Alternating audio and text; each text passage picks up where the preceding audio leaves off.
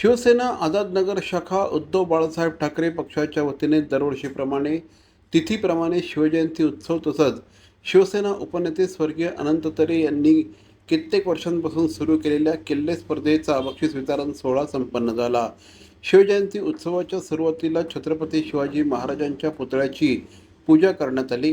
त्यानंतर दिवाळीत संपन्न झालेल्या किल्ले स्पर्धेतील विजेत्यांना पारितोषिक वितरण शिवसेना उद्धव बाळासाहेब ठाकरे पक्षाचे ठाणे उपजिल्हाप्रमुख श्री प्रदीप शिंदे, शहर प्रमुख आणि प्रवक्ते अनिश गाढवे यांच्या हस्ते करण्यात आलं। किल्ले स्पर्धेतील प्रथम क्रमांकाचं पारितोषिक पूर्ण गड किल्ला हनुमान सेवा मंडळ मल्हारगड किल्ला आझादनगर गार्डन येथील कृष्णा गुप्ता यांना दिले।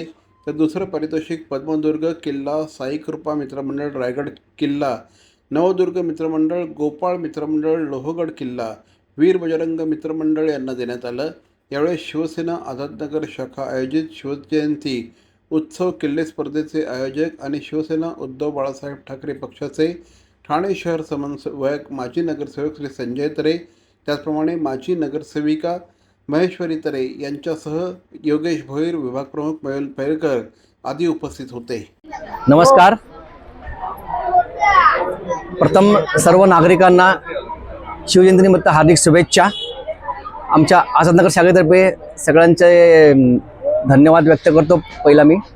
आणि ही जी शिवजयंती आहे ही दादा नगरसेवक असल्यापासून चालू केलेली आहे। जे आमचे पहिले शाखाप्रमुख सुरेश गिरी हे तेव्हा शाखाप्रमुख होते, तेव्हापासून कार्यक्रम चालू आहे। त्यानंतर दादांनी आम्हाला सांगितलं की शिवजयंती कायम चालू ठेवायची, कारण हा सण आपल्या सगळ्यांचा सण आहे। शिवाजी महाराज सगळ्यांचे होते, हिंदू मुस्लिम सगळ्यांचे शिवाजी महाराज होते, त्याप्रमाणे आम्ही हा प्रत्येक वर्षी शिवजयंती साजरी करतो। आणि आम्ही दिवाळीमध्ये आम्ही किल्ले स्पर्धा घेतो, त्याचा बक्षसमारंभ आम्ही शिवजयंती दिवशी दरवर्षी करतो। त्यांना आम्ही ट्रॉफी देतो आणि काही त्यांना मानधन देतो। मानधन का की त्यांना प्रोत्साहन द्यावं। आणि दादाने सांगितलं होतं की या प्रत्येकाची आपण एक एक ट्रिप काढूया, पण ते शक्य होत नाही आहे, त्यामुळे कारण सुट्टी नसते, त्यामुळे धावपळीत जमत नाही आहे। पण मी सर्व किल्ले बनवणाऱ्या सगळ्या लहान मुलांचे मी आभार व्यक्त करतो की त्यांनी प्रत्येक वर्षी असे किल्ले बनवावेत आणि सहभाग घ्यावा। आणि ह्यापुढे ही स्पर्धा चालूच असणार आहे आणि प्रत्येकाला असेच आम्ही बक्षीस देत राहू। मी पुन्हा एकदा धन्यवाद व्यक्त करतो आमच्या पूर्ण शाखेचे। जय हिंद, जय महाराष्ट्र।